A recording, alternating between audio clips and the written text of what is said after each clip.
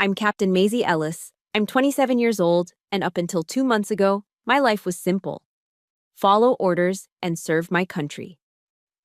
My grandparents, Harold and Elizabeth, were more like parents to me than my own ever were. They were tough, old-school veterans who taught me that honor is the only thing a soldier truly owns. When they were killed in that tragic car accident, I was completely devastated. Then came the meeting with the lawyer, where I found out they had left me everything, the entire $36 million estate. My family, the same people I can't even remember the last time they called to check in on my grandparents, suddenly wanted it all. I refused. They say war reveals a soldier's true character. Let me tell you, a will does it even better for a family. Before I continue, do me a favor and let me know where you're watching from in the comments. And go ahead and hit that like and subscribe button if you believe some things just can't be bought with money. Growing up, my parents were physically present but emotionally absent. My father, Richard, is a corporate shark who always resented the military life he escaped. My mother, Diane, is a master of psychological warfare who treats social connections like rungs on a ladder to climb. That resentment was on full display at their funeral.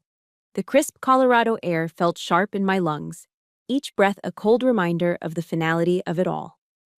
We stood in the Fort Carson National Cemetery, a silent, orderly city of the dead where white marble headstones stood in perfect formation, a final parade under the stoic watch of Pikes Peak. The sky was a piercing, cloudless blue, a beautiful day for a terrible occasion. The only sounds were the wind whispering through the ponderosa pines and the rhythmic snap of the American flag as the honor guard performed their duty. Two soldiers, their movements precise and steeped in tradition, lifted the flag from my grandparents' caskets. They stretched it taut, a sacred canopy of stars and stripes, before beginning the ritualistic fold. Each of the 13 folds was a sharp, deliberate motion, transforming the broad banner into a tight, dignified triangle. It was a ceremony I'd witnessed before, but never like this. Never for them. A 7-man firing party raised their rifles and fired 3 volleys in perfect unison. The 21 shots echoed off the mountains, a final, thunderous salute. In that moment, surrounded by the quiet respect of soldiers I'd never met, I felt a profound sense of peace. These men understood honor, they understood sacrifice, they understood the life my grandparents, both proud Army veterans, had lived. That peace shattered with a whisper. From the corner of my eye, I saw my younger brother, Jason, discreetly check the Rolex on his wrist and roll his eyes. He leaned toward our cousin, his voice a low, impatient hiss that cut through the solemn air like a razor. "I hope this patriotic charade ends soon," he muttered. "I have a meeting." Patriotic charade. The words struck me with the force of a physical blow. The folded flag, now being presented to me by a solemn sergeant, suddenly felt impossibly heavy in my hands. I looked at my brother, at his expensive suit and bored expression, and I finally understood. To him, to all of them, this wasn't a tribute. It was an inconvenience. The lifetime of service my grandparents had given to this country, the values they had instilled in me, was just a tiresome play standing between them and the one thing they truly cared about: the money. Once the honor guard had marched away and the other mourners began to disperse, my father, Richard, made his way to the graveside. He held a crystal tumbler containing a generous pour of what looked like expensive bourbon. For a fleeting second, I thought he was going to make a toast, a final tribute. Instead, he tipped the glass and poured the amber liquid directly onto the freshly turned earth. It soaked into the soil, a dark stain of contempt. "Stubborn old man," he mumbled, more to himself than to anyone else. Always lecturing me about moderation, yet he was sitting on a fortune. He turned his cold, calculating eyes on me. "He filled your head with that same meaningless nonsense about honor and duty, didn't he? Look where it got him, 6 feet under. And where has it gotten you? Playing soldier for a paltry paycheck. The real world doesn't work that way, Maisie." His words weren't born of grief. They were dripping with a lifetime of resentment. He didn't see a daughter mourning the 2 people who had truly raised her. He saw an obstacle, a follower of a creed he had long since abandoned for profit margins and power lunches. Before I could even process his insult, my mother, Diane, glided to my side. She didn't offer a comforting touch or a soft word. Her focus was on adjusting the diamond tennis necklace sparkling at her throat, a gesture as cold and hard as the gems themselves. "Maisie, darling," she began, her voice smooth as silk but laced with steel. "Don't be so selfish. Your father is shouldering the future of this entire family. He's under an immense amount of pressure." Her eyes flickered toward the grave, then back to me, devoid of any genuine emotion. "Your job right now is to listen and to cooperate. Don't make things more difficult with your feelings." Selfish. The word was a weapon, expertly deployed to gaslight and manipulate. In their world, my grief was an inconvenience, and my integrity was a character flaw. They were trying to frame their blatant greed as a noble burden, and my adherence to my grandparents' values as a childish selfishness that was hurting the family. I said nothing. There were no words that could bridge the canyon between our worlds. I simply stood straighter, my posture falling back on years of military training. My fingers tightened around the folded flag, the sharp corners of the stars pressing into my palm. I could feel the wool, still warm from the soldiers' hands. In that moment, I felt my grandparents' presence more strongly than that of the living, breathing family standing beside me. They were there in the rigid set of my jaw, in the unwavering stillness of my stance. And in my mind, a quote from Marcus Aurelius that my grandfather loved to repeat echoed with perfect clarity. "The best revenge is to be unlike him who performed the injury." I wouldn't scream. I wouldn't cry or curse them out here on this hallowed ground. I would not become like them. I would not let their venom poison me. I would win this war by being exactly what they despised: a soldier, honorable, disciplined, resolute. My mission was no longer just to mourn them, it was to defend them, to protect not just the estate they had left behind, but the very soul of their legacy. And that mission began now. My mission from the funeral carried me through the next week. The grief was still a heavy weight in my gut, but my training had taught me how to function under pressure, how to compartmentalize emotion and focus on the objective.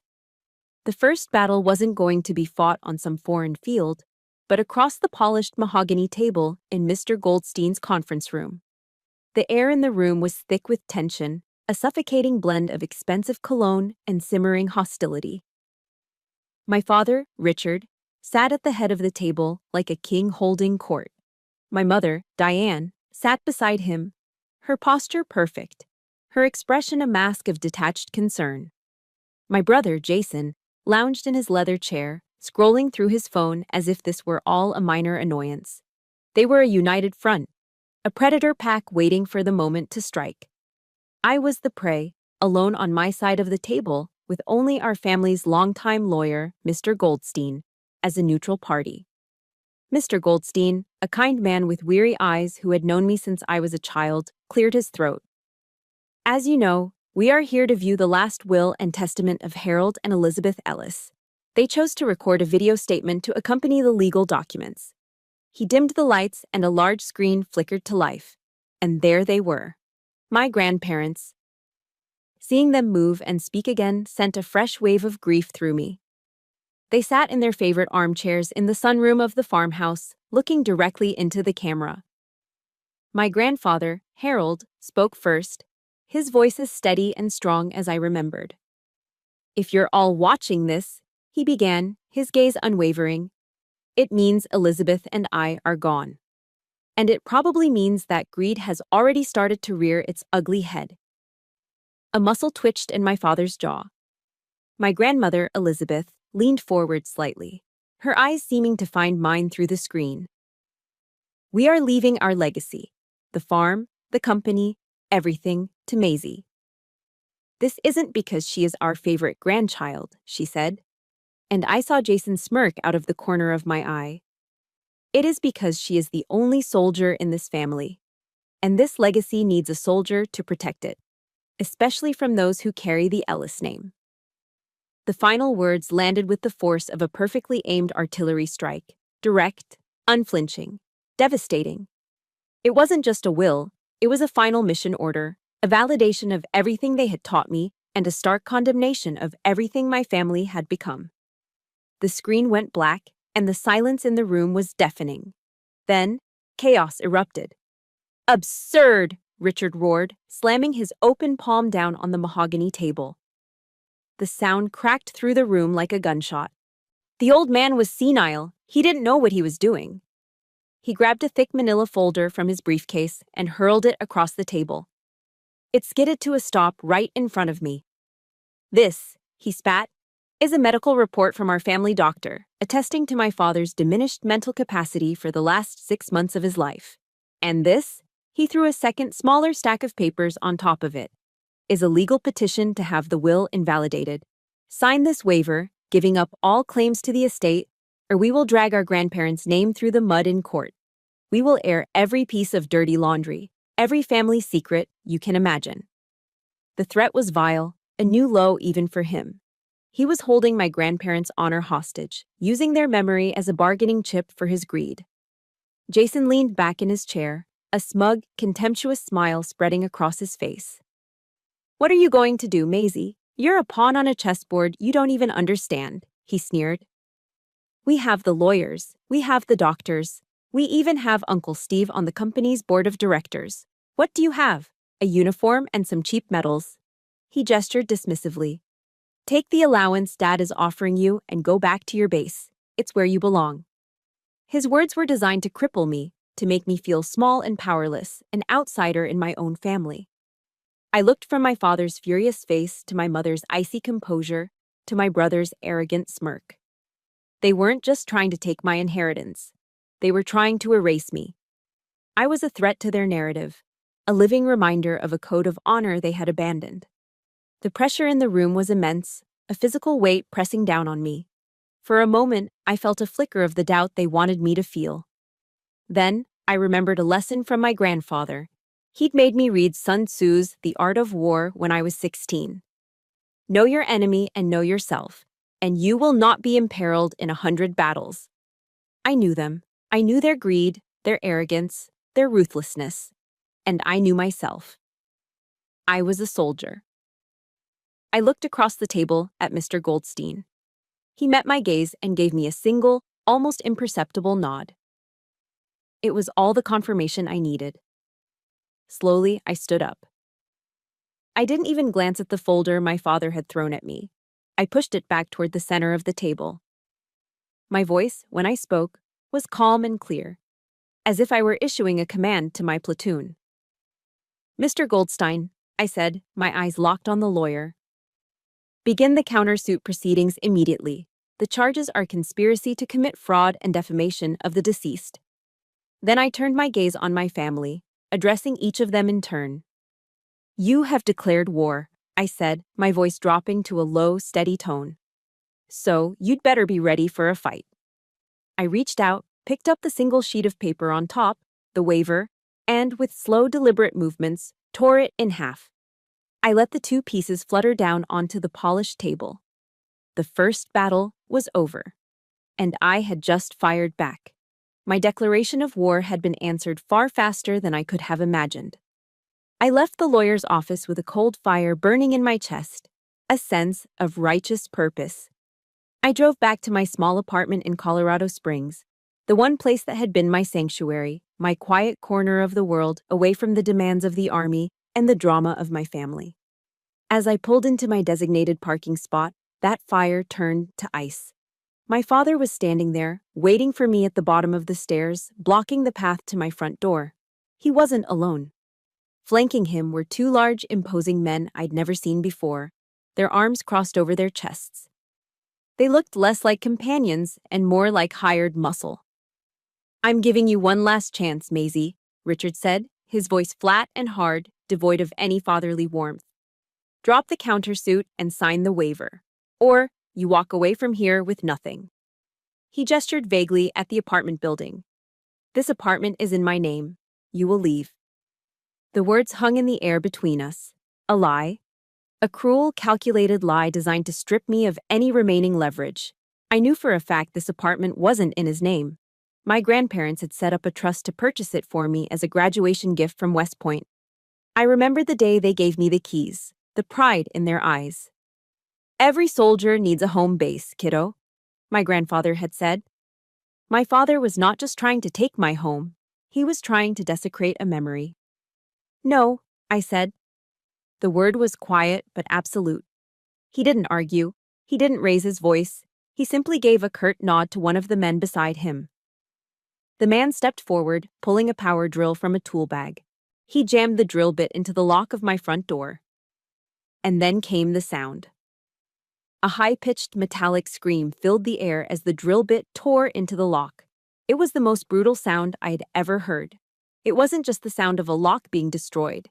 It was the sound of a final, irrevocable severing. The sound of my family tearing itself apart. As if the scene wasn't humiliating enough, my brother Jason emerged from the shadows of the walkway. He was leaning against a pillar, his smartphone held up, recording the entire thing. A slow, malicious grin spread across his face. "Smile for the camera, Captain," he called out, his voice dripping with venomous glee. "Let's see what a U.S. Army captain looks like getting thrown out on the street. This should go viral." My father's men finished their work and kicked the door open. They didn't give me time to pack. They didn't give me the dignity of gathering my own belongings. They stormed into my sanctuary and began to defile it. They pulled out large, black, heavy-duty trash bags and started throwing my life into them with brutal indifference. My books, my clothes, my kitchenware, everything was scooped off shelves and out of drawers and dumped like garbage. The worst part was when one of them grabbed the small collection of framed photos from my nightstand. Pictures of me with my platoon. Pictures of me at my West Point graduation. And the one I cherished most. A photo of me as a teenager, standing between my smiling grandparents at the Ellis Ranch. The man tossed it into a bag, but it snagged on the edge and fell, crashing onto the concrete sidewalk. The glass shattered, a spider web of cracks spreading across my grandfather's smiling face. That's when my mother arrived. Diane pulled up in her pristine Mercedes, stepping out not to intervene, but to supervise. She watched the men haul the black bags out of my apartment, her face a mask of cool disapproval. She looked at the pathetic pile of my life heaped on the sidewalk, then looked at me. "None of this had to happen," she said, her voice laced with a tone of disappointment, as if this were all my fault. "If you had just been reasonable." I stood there, frozen on the pavement, unable to move, unable to speak. I watched as they piled the bags into the back of my Ford F-150 pickup truck. They threw the last bag in, slammed the tailgate shut, and then my father handed me my keys. He didn't look me in the eye. That, perhaps, was the only mercy he showed me all day. Then they got in their cars and drove away, leaving me alone in the wreckage. That night, I found myself in the parking lot of a 24-hour Walmart. The relentless hum of the store's fluorescent lights cast a sickly yellow glow over my truck. My entire life was contained in 6 black trash bags in the truck bed behind me. I was a decorated army officer, a leader of soldiers, and I was homeless. The cold of the Colorado night seeped through the windows of the cab, chilling me to the bone. Despair was a heavy blanket, threatening to suffocate me. I leaned my head against the steering wheel, the plastic cool against my forehead, and for the first time since my grandparents had died, I felt truly, utterly alone. But then, in the depths of that darkness, a memory surfaced. It was from SEER school, survival, evasion, resistance, and escape, the toughest training I had ever endured. I remembered a grizzled instructor, a man who had seen real combat, real captivity, telling us, when the enemy takes everything from you, your gear, your dignity, your hope, they leave you with your most powerful weapon, your will. My will. I lifted my head and stared at my own reflection in the dark windshield. My eyes were hollow, but a tiny spark ignited within them. They had pushed me out. They had humiliated me. They thought they had broken me. They were wrong. A soldier adapts to the battlefield. And this parking lot, this cold truck, this was just a new battlefield. I gripped the steering wheel, my knuckles turning white. "All right," I whispered to the empty cab, my breath fogging the glass. "You took my home." I put the key in the ignition and turned it, the engine rumbling to life. "Now I'm coming to take back everything else." I drove through the cold, pre-dawn darkness, my F-150 eating up the miles on the empty highway. The adrenaline from the previous evening had faded, leaving behind a bone-deep exhaustion and a hollow ache in my chest.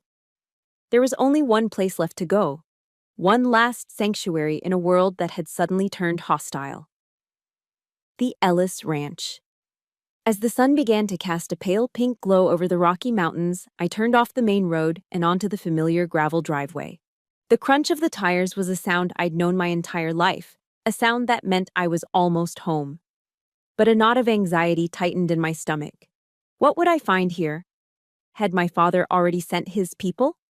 Was I driving into another ambush? My fears dissolved the moment I saw the gate. Standing there, silhouetted against the rising sun, was Carlos. Carlos Mendoza had been my grandfather's right-hand man for over 30 years, the ranch foreman who knew every acre of this land as well as he knew the back of his own weathered hands.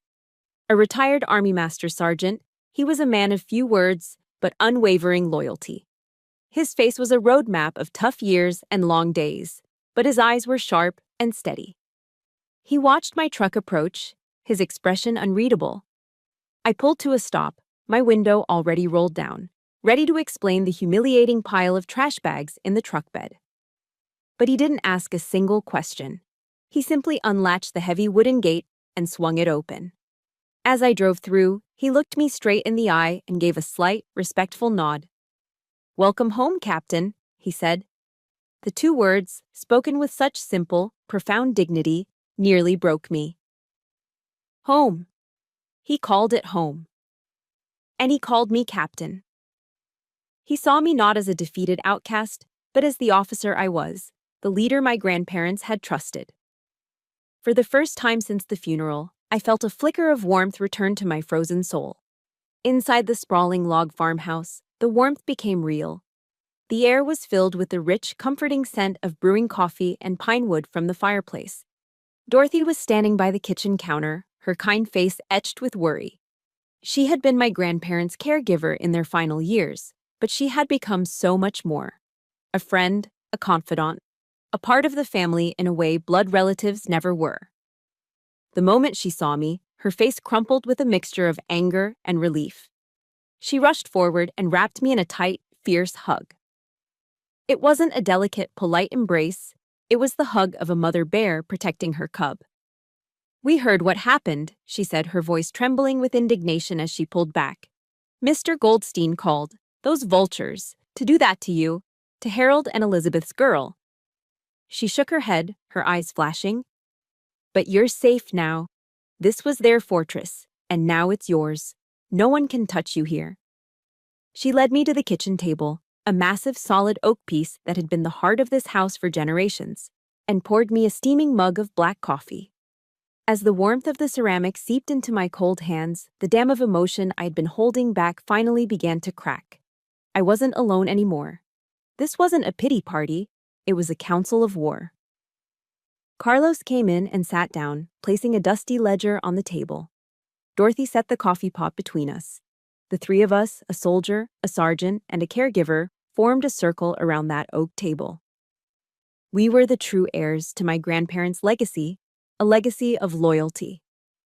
"This isn't new, Captain," Carlos said, flipping open the ledger.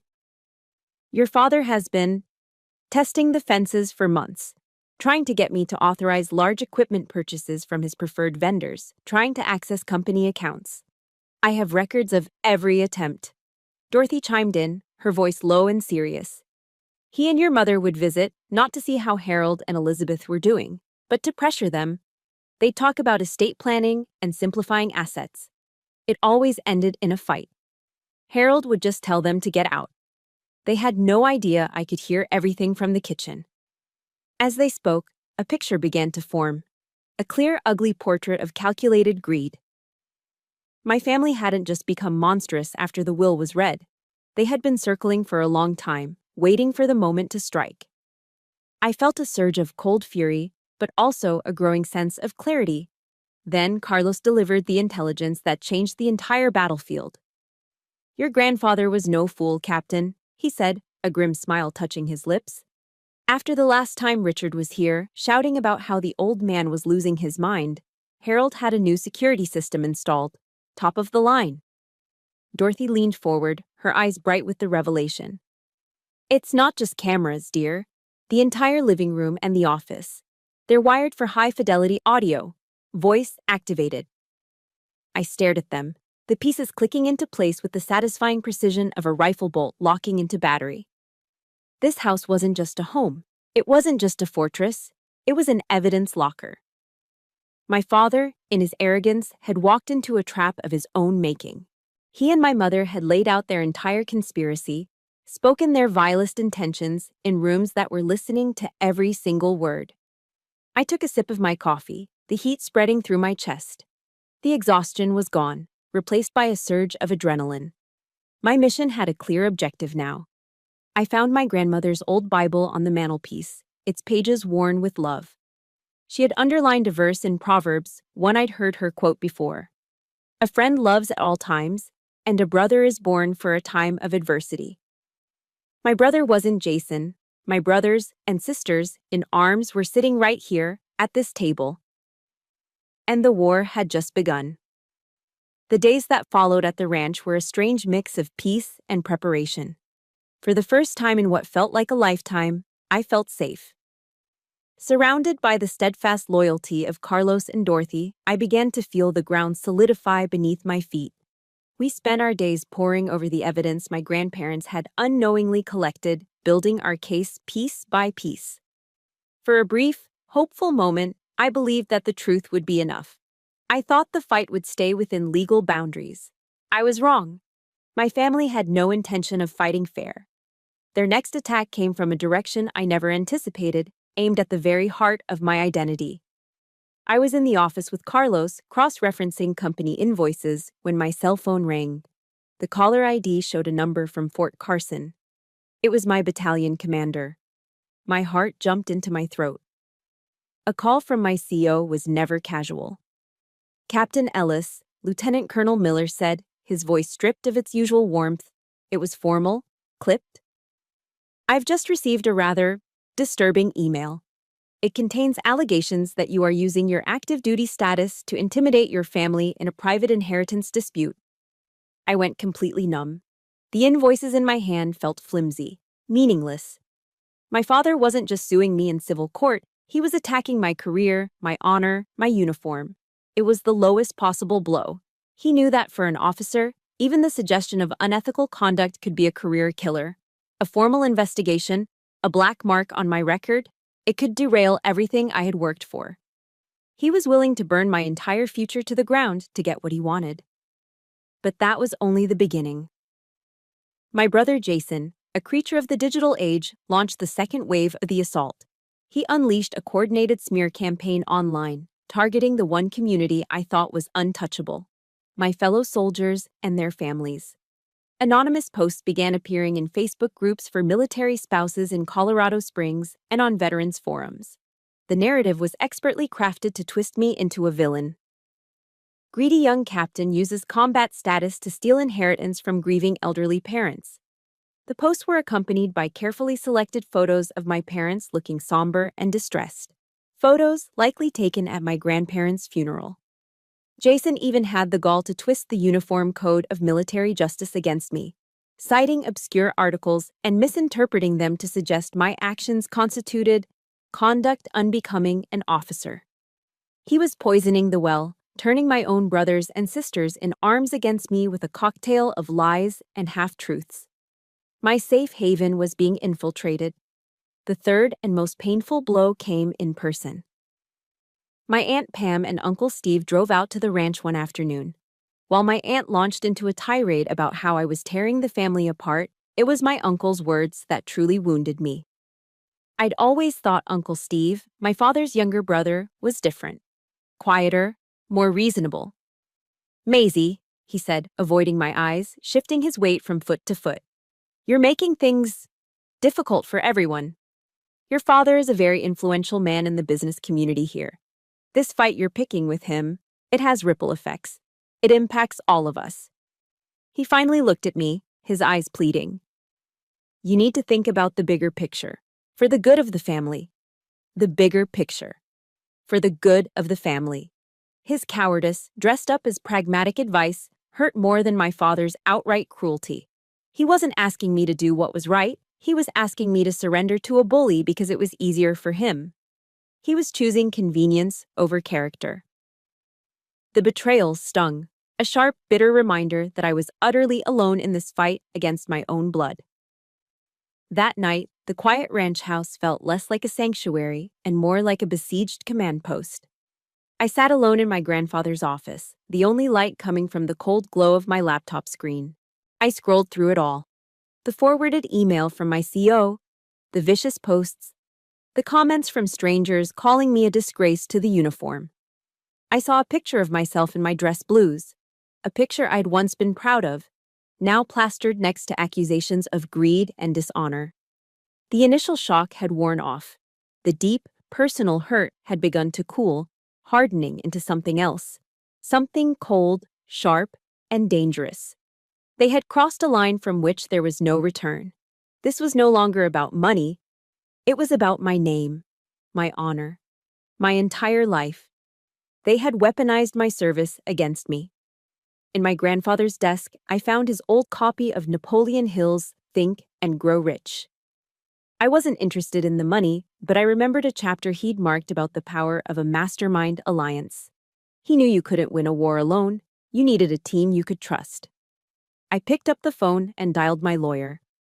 Mr. Goldstein, I said, my voice steady, devoid of the emotion that had been churning inside me all day. It's Maisie Ellis.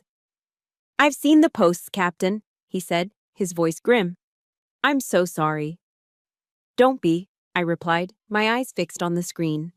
They've just given us what we needed. I took a deep breath. The defensive strategy is over. We're going on the offensive. I want you to start compiling everything, every audio file, every invoice, every video. We're not just going to win this case anymore. We're going to expose all of it. My phone call with Mr. Goldstein was the turning point.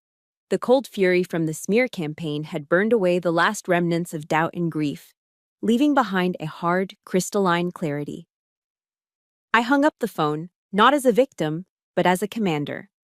The defensive phase of this operation was over. The next morning, I transformed the heart of the farmhouse into the nerve center of our counteroffensive. The massive oak kitchen table became our war room. I pinned a large topographical map of the Ellis Ranch lands to one wall and a sprawling diagram of the company's business relationships to another. This was no longer just a house, it was a command post, and I was finally assembling my troops. My mastermind alliance, as my grandfather's book called it, was small but formidable. Mr. Goldstein drove out from Colorado Springs, his briefcase filled with legal strategy. He was our legal officer, in charge of the official front. Carlos, with his intimate knowledge of the ranch's operations and finances, became my intelligence officer. Dorothy, with her sharp memory and detailed timelines of my family's visits, was our historian, our keeper of the facts. Each of us was an expert in our own field, united by a fierce loyalty to my grandparents and a shared desire for justice. Our first order of business was to review the intel my grandfather had inadvertently gathered. We hooked a laptop up to the security system's hard drive. For hours, we sat in stunned silence, listening to the audio files and watching the video clips. The truth was far uglier than I had imagined.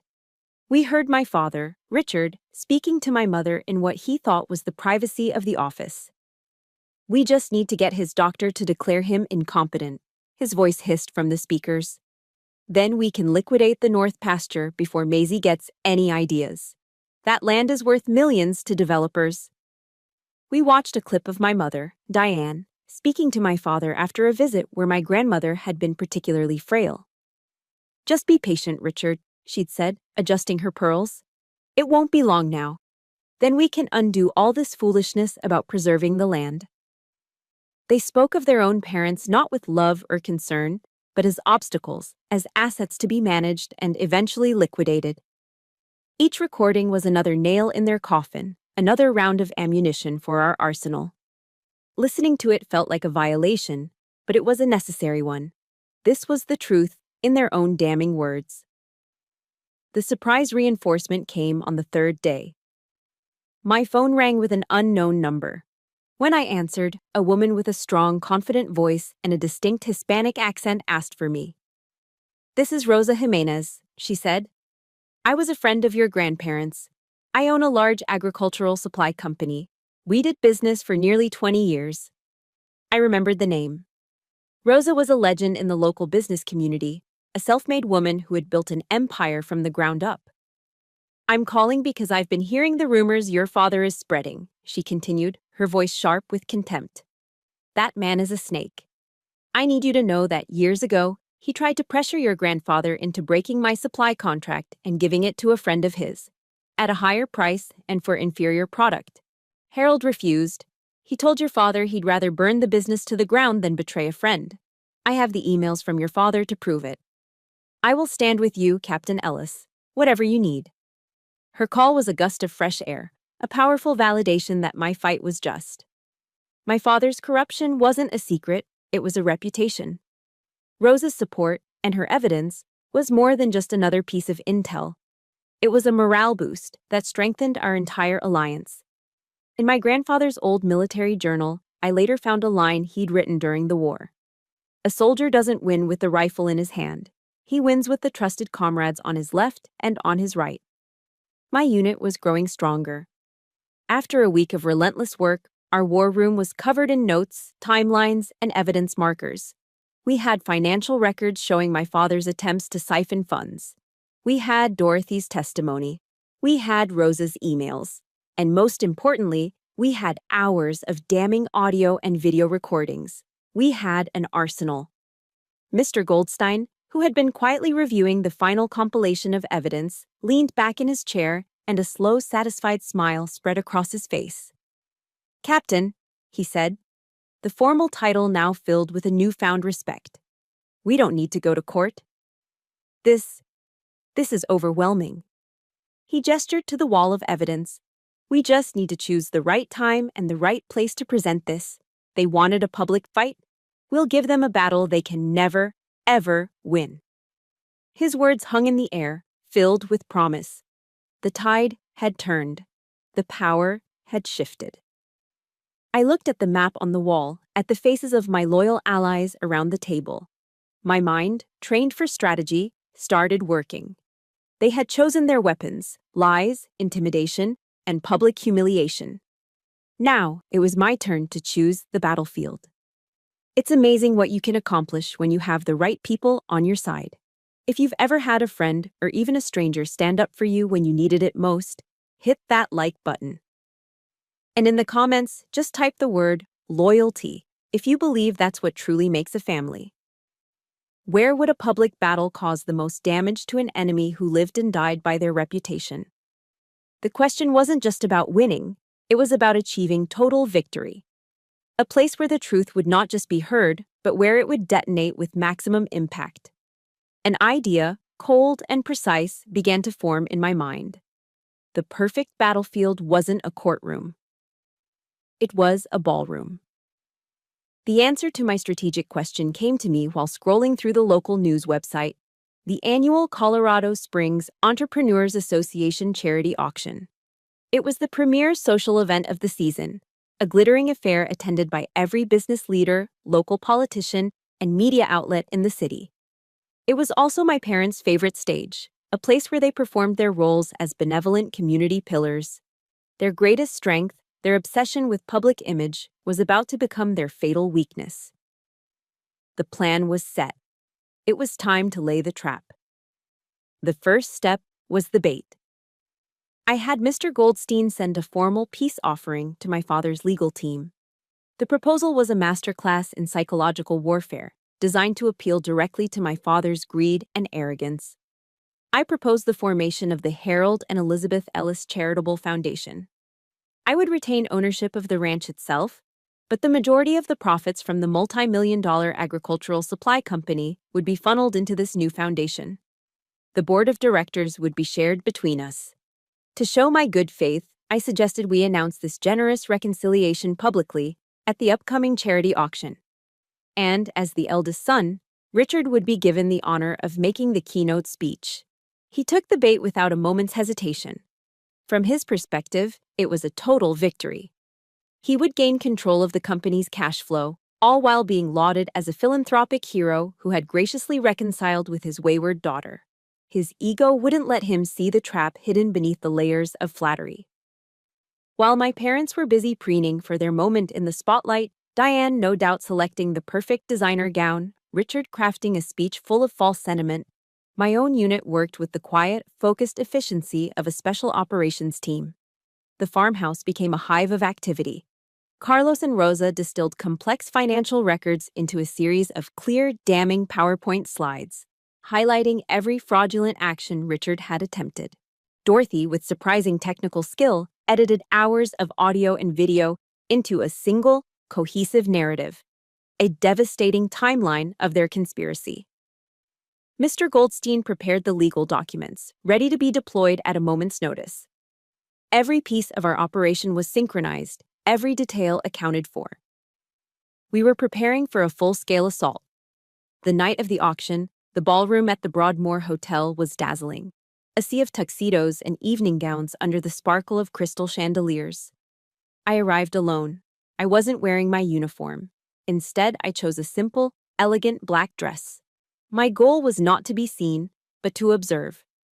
I blended into the background, a shadow moving through the crowd, my senses on high alert. My family, on the other hand, was the center of the universe. They held court near the grand staircase, basking in the attention. My father was shaking hands, projecting an aura of power and magnanimity. My mother, draped in diamonds, offered dazzling smiles to everyone who approached. They saw me across the room, and I saw a flicker of pity in their eyes, the look one gives to a defeated opponent who has finally accepted their fate. Jason, ever the arrogant fool, sauntered over to me, a champagne flute in his hand. "Well, well," he sneered, looking me up and down. "See? You finally learned your place. Glad you came to your senses before you completely ruined your life." I just smiled, a small, calm smile that didn't reach my eyes. "I wouldn't miss this for the world, Jason." He took my calmness for surrender and walked away, satisfied. I let him go. A good soldier is always calmest just before the shooting starts. Finally, the moment arrived. The MC took the stage and, after a few brief remarks, introduced my father with a glowing tribute. "And now, to announce a truly wonderful new philanthropic endeavor, please welcome a man who exemplifies the spirit of family and community, Mr. Richard Ellis." My father walked onto the stage to a round of enthusiastic applause. He soaked it in, his chest puffed out with pride. He approached the podium, adjusted the microphone, and beamed at the audience, the picture of a proud son and benevolent patriarch. A massive projection screen behind him glowed, ready to display the newly designed logo for the foundation. Thank you," he began, his voice smooth and practiced. "Ladies and gentlemen, friends, nothing is more important than family. My father, Harold Ellis, was a great man. A man who built a legacy." He paused for dramatic effect, letting the weight of his words settle over the silent, adoring crowd. He was in his element, the master of his own universe. "And today," he continued, his voice swelling with emotion, "we, his family, are honored to continue that legacy of giving back." He turned and gave a confident signal to the tech booth at the back of the room, a signal I had arranged with the technician an hour earlier. "Please, join me in welcoming the Harold and Elizabeth Ellis Charitable Foundation." He gestured to the screen behind him, expecting to see a beautiful logo. But a logo is not what appeared. Instead, the screen was filled with a grainy, black and white, completely silent still image. It was a freeze frame from the office security camera at the ranch. It showed my father, his face twisted in a mask of pure rage, screaming into the calm, resolute face of my grandfather. A collective gasp swept through the ballroom. The applause died instantly. A confused, anxious silence fell over the crowd. On stage, my father's triumphant smile froze, then collapsed into a mask of pure, horrified disbelief. He stared at the image, his own ugly truth exposed for the entire world to see. And for the first time in his life, Richard Ellis was utterly speechless. For a long second, the only sound in the grand ballroom was the hum of the air conditioning. Richard stood frozen on stage, a deer caught in the headlights of his own hypocrisy. The image on the screen behind him, his face contorted with rage as he screamed at my grandfather, was undeniable. Then, the first shot was fired. Sound erupted from the speakers, perfectly synchronized with the video. "You never saw me as a son. You only ever saw me as a failure." My father's recorded voice, filled with venomous resentment, echoed through the silent room. The man on the screen was not the benevolent philanthropist he had just pretended to be. He was a bitter, angry man, consumed by jealousy. From my position near the tech booth, I gave a subtle nod. The technician hit the next cue. The image on the screen instantly changed. Now, it displayed a screenshot of an email, its text enlarged for all to see. It was from Richard to his personal lawyer, dated 3 months before my grandparents' accident. The subject line read, "Competency issue." The body of the email was short and brutal. "Find a way to prove he's mentally unfit. We need to act before it's too late." A low murmur rippled through the crowd. People were leaning in, whispering to their neighbors. The air of celebration had evaporated, replaced by the electric tension of a public execution. Before the whispers could grow louder, Mr. Goldstein moved. He walked calmly onto the stage, took a spare microphone from the podium, and stood beside my stunned father. "Ladies and gentlemen," Mr. Goldstein said, his voice firm and clear, cutting through the confusion. "My name is Samuel Goldstein, and I was Harold and Elizabeth Ellis's attorney. What you are seeing here is the first piece of evidence in a systematic campaign of fraud, defamation, and elder abuse perpetrated by Mr. Richard Ellis and his family." Richard seemed to snap out of his stupor. "This is slander. Lies," he stammered, but his voice was weak, drowned out by Mr. Goldstein's authority. "Is it a lie, Mr. Ellis?" Mr. Goldstein continued, not even looking at him. "That you attempted to have your own father declared mentally incompetent to seize his assets?" As he spoke, a new slide appeared on the screen. A signed affidavit from my grandfather's actual physician, stating that Harold Ellis was of sound mind and body up until the day he died. "Is it a lie that you attempted to siphon funds from the company accounts?" A slide with Carlos's financial report appeared, showing clear discrepancies and transfer requests signed by Richard. Down in the audience, Carlos stood up, a silent, powerful confirmation of the data on the screen. "Is it a lie that you attempted to sabotage long-term business relationships for personal gain?" The screenshot of the email Richard had sent to Rosa Jimenez flashed on the screen. From her table, Rosa also stood, her expression one of stern vindication. "And is it a lie that your son, Jason Ellis, launched a malicious online smear campaign against a decorated U.S. Army captain?" The screen now showed screenshots of Jason's anonymous posts, right next to a technical report tracing them back to his personal IP address. The final piece of evidence was the most damning. It was an audio file. My mother's voice, cool and calculating, filled the room. "Just let the girl think she has a say in things, Richard. Once the legal dust settles, we'll take back control of everything. She'll get tired of playing farmer eventually." That was the final blow. The collapse was immediate and absolute. In the audience, my mother, Diane, stood up abruptly, her face a pale mask of horror. She tried to make a discreet exit, but a pack of local news reporters, smelling blood in the water, quickly swarmed her, their phone cameras held high. My brother, Jason, had vanished. I saw him slinking out a side door, his face ashen. On stage, my father was broken. He stood there, speechless, his carefully constructed world crumbling around him in real time. The adoring applause had been replaced by a sea of shocked and disgusted faces. Business partners, friends, neighbors, everyone he had spent a lifetime impressing now looked at him with unveiled contempt. He finally saw me as I stepped out from the shadows near the side of the stage. He raised a trembling hand and pointed at me. "Her," he croaked, his voice cracking. "It was her. She trapped me." But no one was listening. His reign was over. The empire of reputation he had built on a foundation of lies had been demolished in less than 5 minutes. I walked onto the stage and took the microphone from Mr. Goldstein. I didn't look at my father. I didn't need to. I looked out at the audience, at the community he had fooled for so long. My grandparents' legacy isn't $36 million, I said, my voice ringing out, clear and strong. Their legacy is honor, integrity, and loyalty. The Elizabeth and Harold Ellis Charitable Foundation will be established. I paused, letting my words sink in. But it will be run by people who truly understand those values. I placed the microphone back on its stand. The sound of a single person clapping echoed in the silent room. Then another joined in, and another. Within seconds, the entire ballroom erupted in a wave of thunderous applause. It wasn't the polite, obligatory applause my father had received. It was raw, genuine, and overwhelming. It wasn't applause for an heiress. It was for a soldier who had seen her mission through to the end.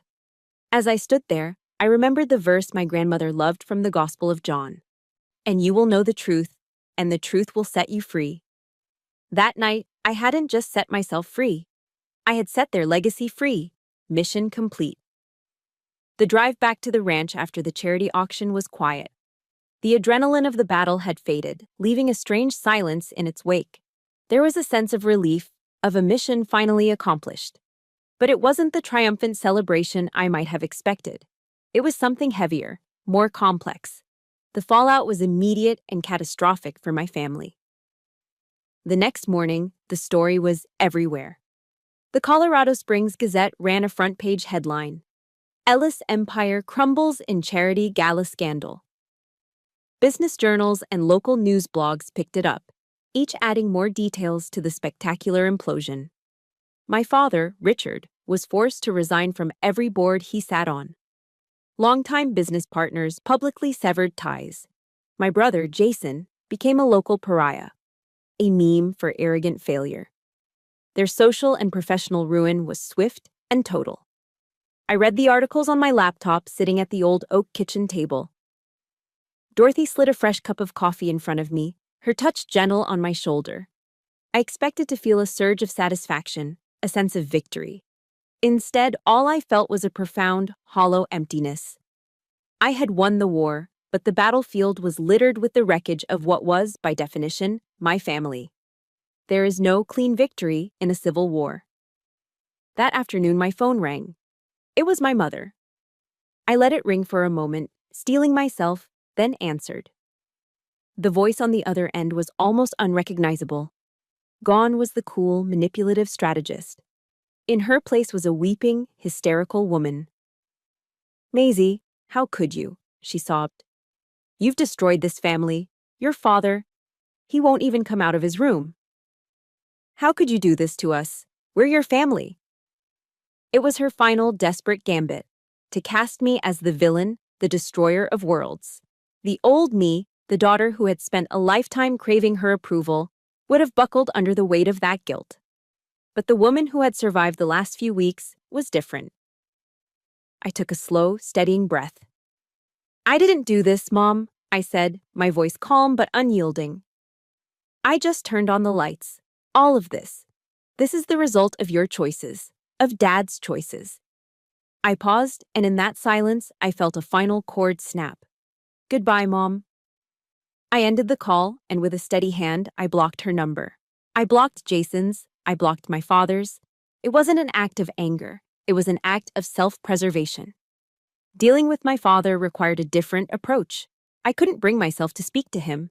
A phone call would devolve into a shouting match, and a face-to-face meeting felt impossible. So I decided to write a letter. I sat in my grandfather's office with his pen in my hand, and the words came not from a place of rage, but from a place of deep, weary disappointment.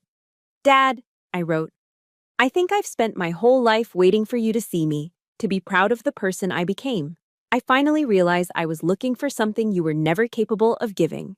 I forgive you, not because you deserve it, but because I deserve peace. I sealed the envelope and asked Mr. Goldstein to have it delivered. As it left my hands, I felt a physical weight lift from my shoulders. a burden I hadn't even realized I'd been carrying for 27 years. The final step was to formalize the separation. I met with Mr. Goldstein again, and we drew up a clear protocol. From now on, there would be a wall. All communication from my parents or brother had to go through his office. No more surprise visits, no more manipulative phone calls, no more hateful emails. It was a legal line in the sand, a border crossing they were no longer authorized to pass. Dorothy had given me a book by a psychologist named Brené Brown. That evening, I sat reading it on the porch, and a sentence seemed to jump off the page. Clear is kind, unclear is unkind.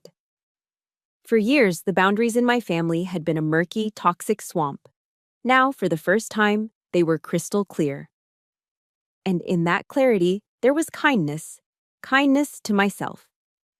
That night, after everyone else had gone to bed, I sat on the front porch of the farmhouse, wrapped in one of my grandmother's old quilts.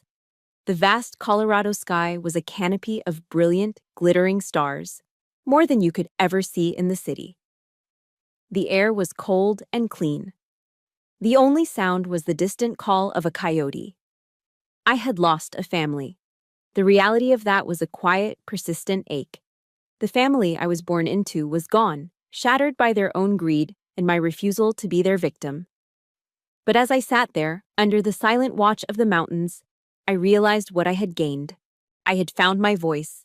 I had found my strength. I had found a new family, one forged in loyalty and respect, not just blood. I had lost the family I was given, but in doing so, I had finally, truly, found myself. And for the first time, that felt like enough.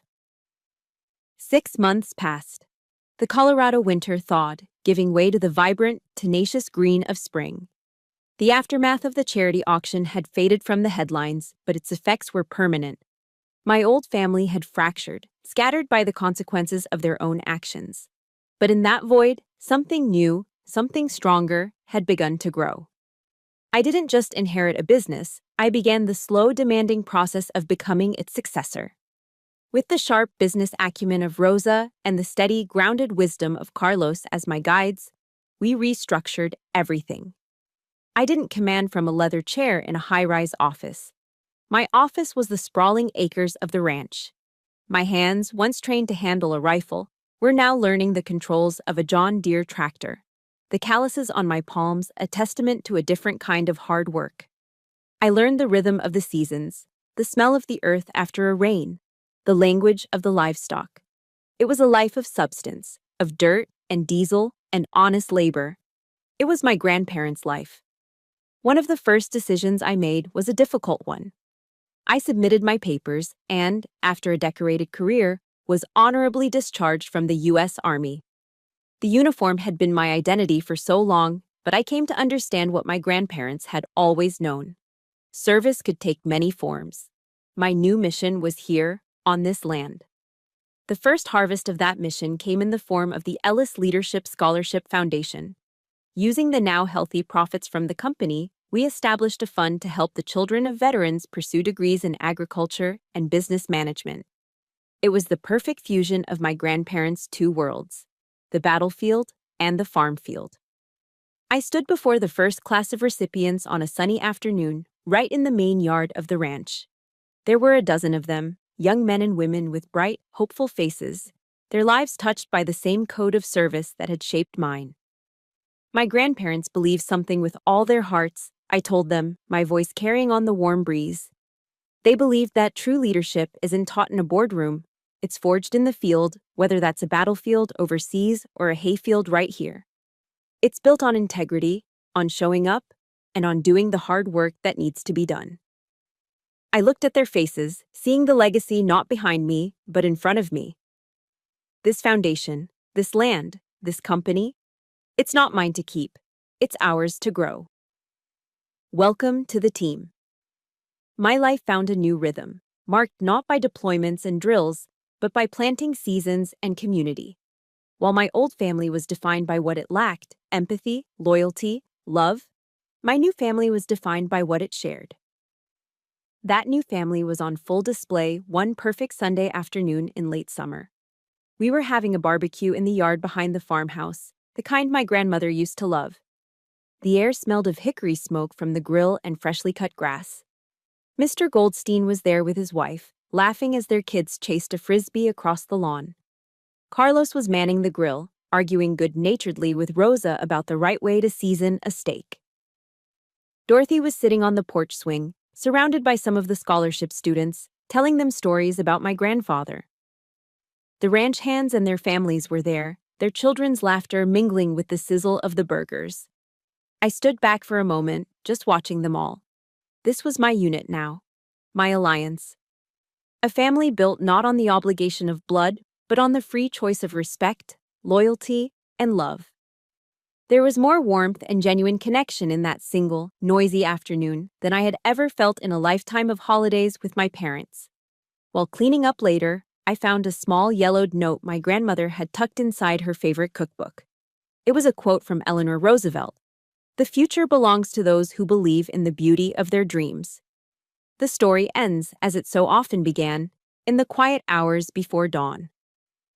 The old soldier's habit of waking before the sun never left me. I stepped out onto the front porch, a steaming mug of black coffee warming my hands.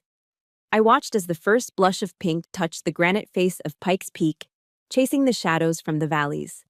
For months, this view had been my battlefield, a territory to be defended, a landscape of conflict and pain. But this morning, it was different. The fight was over. The silence was no longer tense. It was peaceful. As the sun crested the horizon, flooding the world with clean, golden light, I didn't see a battlefield anymore. I saw a future. I took a deep breath of the cold, clean air, letting it fill my lungs. This dawn, this peace, this life, I had fought for it. It was a dawn of my own making. Mission accomplished. My story had its own battlefield. But I know many of you have fought your own quiet wars in your own ways. The most important lesson I learned wasn't about inheritance or revenge. It was that you get to define your own legacy and choose the family that stands with you. If this story resonated with you, or maybe gave you a little bit of strength for your own journey, that means everything. Help more people find stories like this by hitting the like button and become a part of this amazing community by subscribing. Thank you for listening. I'll see you in the next one.